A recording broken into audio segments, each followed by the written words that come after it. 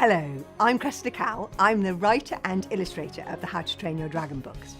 And I'm delighted to be here today as one of the judges in the Wicked Young Writers Award. One of the very important things that I think about writing is to write something that you're really interested in and that you would like to read yourself. Don't feel that you have to write something because somebody else, tells you to write that. That's for school. That's for something else. I think that you should write something that you would really like to read yourself and that you really care about. Write about things that you really care about. That's what I try and do in my writing. I try and write about things like, so I care very much about looking after the environment, for instance, and looking after animals and the wild places of the world. And I care very much about bullying and trying to help children deal with bullying. So writing about things that you mind about is incredibly important. Once you've got an idea for your world, the next thing I will do when I'm planning a story is I would draw out all the characters. I would draw out all the characters, and I'll probably also draw the setting where they are. I need to have a sense of what the place is. So I might, if I'm setting the story on a volcano, I might draw that volcano. I might draw, if I'm drawing about an island, if I'm writing about an island, I might draw the island. And actually that's a fantastic starting point for a story. If you draw an island and then start making up a story about the island, it gives you ideas for a story. And lots of writers used to do this. There's amazing writers long ago called the Brontes, who grew up to be, really posh writers for grown-ups. But when they were younger, they used to draw maps of imaginary worlds, imaginary places, and make up stories about them. And I often go into schools and say, why don't you draw a map of your imaginary place and then write a story about it? The next thing I might do is I might start planning it in beginning, middle and end. So I'll start doing that even before I start writing, actually. I'll begin, start with the beginning, middle and end, and then I might break it down into chapters before I even start writing the story. And then and once I've done that, once I've done the planning bit, then I'll get going on the story itself. When I started writing the How to Train Your Dragon books, I was writing about a world that I knew a lot about. I know that sounds very unlikely, but I grew up in the centre of London, but I also spent a lot of time, my dad was a mad keen bird watcher, a lot of time on an uninhabited island off the west coast of Scotland. An island so small that when you stood on the top of it, you could see sea all around you. And when I was very small, we would be dropped off on this uninhabited island by a local boatman and picked up again 2 weeks later. And this was the west coast of Scotland, so this was the first place the Vikings came to when they invaded Great Britain. It was the last place they left.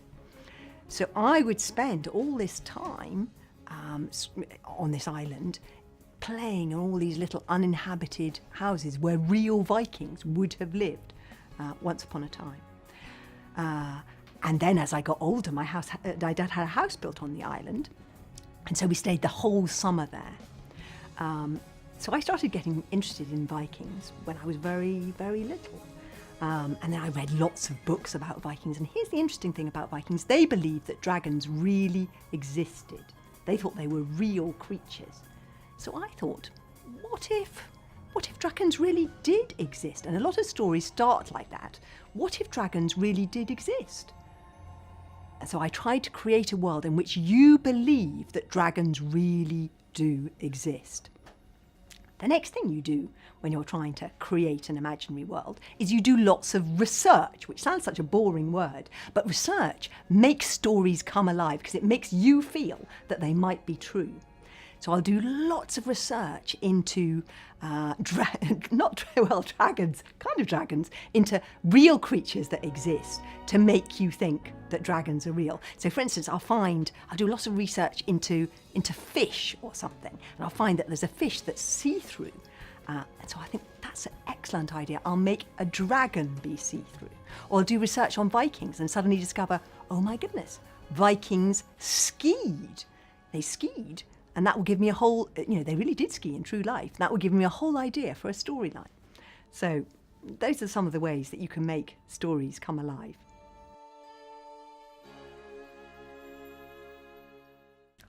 Often, I have to admit, I will base a character on somebody in true life. Like, for instance, Stoic the Vast was slightly based on my own father and the way that my father spoke and acted. Or Hiccup, for instance, he was based on some boys that I remembered back at school.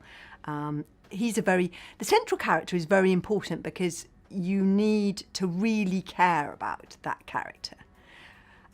It's really important to care about your central character, because if you don't care about them, whatever situation you put them in, you can hang them off the edge of a cliff or, put them at the bottom of the ocean, but nobody cares.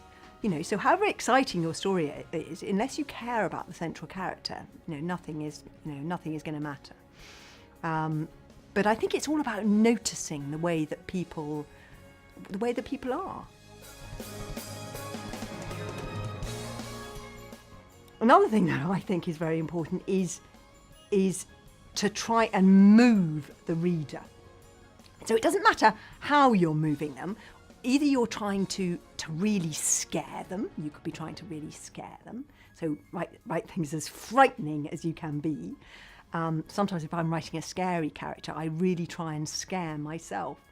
There's a witch in the books, and I find her, I write her so terrifying that I kind of scare myself.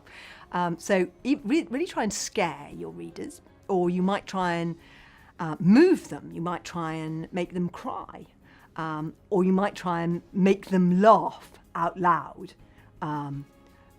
Or you might be trying to write a very exciting story, so you're leaving things on cliffhangers, or you're, putting your hero in a really terrifying situation, or your heroine.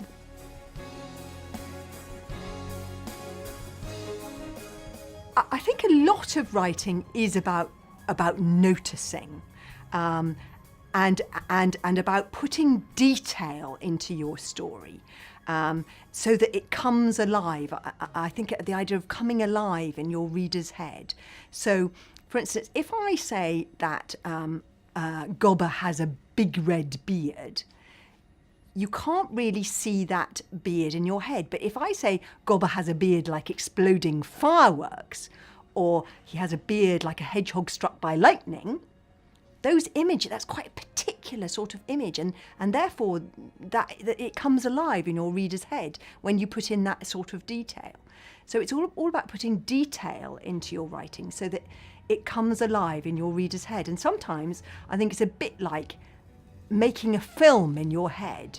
You make a film in your head, and then you see it in your mind's eye, and then you describe what you see. But you put in lots of detail to make it come alive for your reader.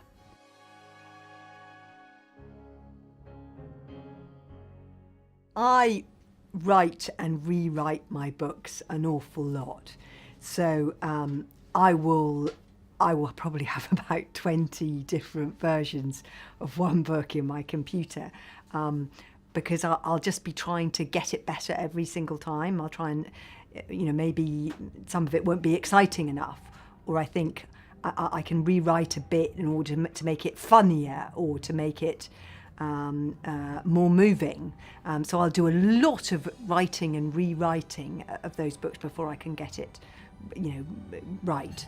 And I read the books aloud a lot, because I think that they often, my books get read aloud to other people. So I like to see I like to act them out, actually, as if I give them lots of funny voices, all the characters different funny voices, in order so that they can be acted out, because I know the books get read aloud a lot. Sometimes it's important to give your story to somebody else and get their opinion, or just to read it aloud to yourself in your head, because sometimes when you're writing, you can have an idea of something in your head, but it doesn't necessarily, unless you think of your reader, they might not understand what you're trying to say. So you always have to have in your mind when you're writing, will the reader understand what I'm trying to say? I think so sometimes that you can have such a clear idea of something in your own head, you forget that there's a reader out there who you have to tell what's happening. You have to know, the reader has to know what you're talking about. So I think that's one of the reasons why it's important to give your work to somebody else to read.